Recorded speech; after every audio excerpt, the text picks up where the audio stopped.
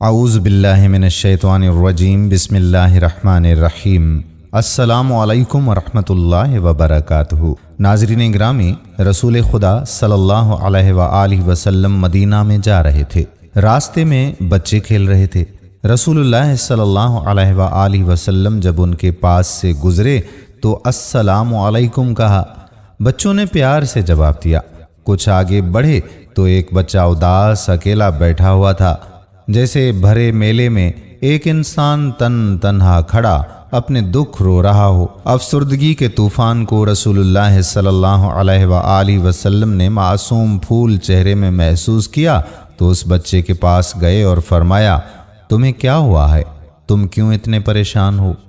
کہنے لگا، یا رسول اللہ صلی اللہ علیہ وآلہ وسلم، میں یتیم مدینہ ہوں، میرے سر پر باپ کا سایہ نہیں جو مجھے باپ کا سایہ مہیا کر سکے، جو مجھے اس عید والے دن نئے کپڑے دے سکے، اور ماں نہیں ہے جو مجھے ماں کی ممتا محسوس کرا سکے، اس لیے سب سے الگ یہاں اداس بیٹھا اپنی قسمت پہ آٹھ آنسو بہا رہا ہوں۔ رسول اللہ صلی اللہ علیہ وآلہ وسلم نے اس کو ساتھ لیا اور اپنے گھر لے گئے۔ حضرت عائشہ رضی اللہ تعالی عنہا کو آواز دی، حمیرہ، اس بچے کو اچھے سے تیار کرو۔ حضرت عائشہ رضی اللہ تعالی عنہا نے بچے کو نہلایا۔ رسول اللہ صلی اللہ علیہ وآلہ وسلم اپنی چادر دو حصوں میں پھاڑ دیتے ہیں، ایک حصے کا بچے کے لیے تہ بند بنا دیتے ہیں، دوسرے حصے کو اس کے بدن سے لپیٹ لیتے ہیں۔ سر پر عائشہ رضی اللہ عنہا نے تیل ڈالا، بال کنگھی کیے، بچے کو رسول اللہ صلی اللہ علیہ وآلہ وسلم نے اور عائشہ رضی اللہ عنہا نے مل کر خوب چمکا دیا۔ پھر رسول اللہ صلی اللہ علیہ وآلہ وسلم نے اس کو پکڑ لیا اور اپنے کندھوں پر سوار کیا اور فرمایا، آج تمہاری سواری ہم بنیں گے۔ سبحان اللہ۔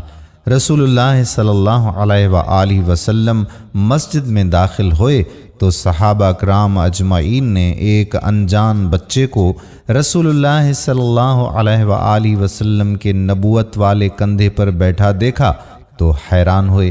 رسول اللہ صلی اللہ علیہ وآلہ وسلم ممبر پر بیٹھے تو وہ بچہ ممبر سے اتر کر زمین پر بیٹھ گیا، یعنی یہ اس بات کی گواہی ہے کہ بچے کو علم تھا کہ ممبر پر موجود ہستی عظیم کون ہے اور اس کی تعظیم کیسے کرنی ہے۔ رسول اللہ صلی اللہ علیہ وآلہ وسلم نے بچے کو واپس پکڑ کر ممبر کے اوپر اپنی جھولی میں بٹھا دیا اور سر پر ہاتھ پھیرتے ہوئے فرمایا، جو شخص کسی یتیم کی کفالت کرے گا اور شفقت سے اس کے سر پر ہاتھ پھیرے گا تو اس بندے کے ہاتھ کے نیچے جتنے بال آئیں گے اللہ پاک اس کے اتنے گناہ معاف فرما دے گا۔ رسول اللہ صلی اللہ علیہ وآلہ وسلم نے جب یہ فرمایا تو وہ بچہ رونے لگا۔